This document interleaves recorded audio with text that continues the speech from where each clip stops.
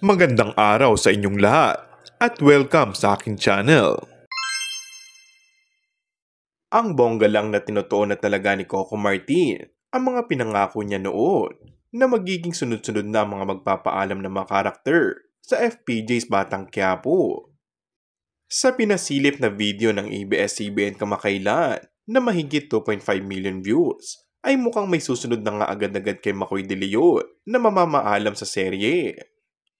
Palaisipan nga ngayon sa mga netizens kung ilang karakter na nga ba ang matitegi.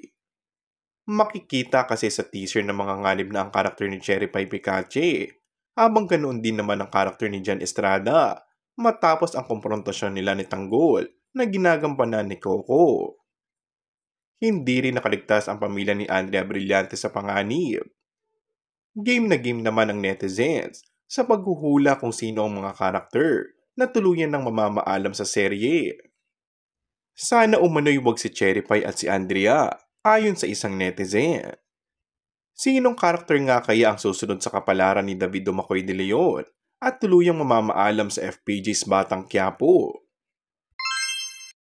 And that's all for our today's video. Kung bago ka lang sa aking channel ay mag-subscribe at pindutin na rin ang notification bell. Maraming salamat!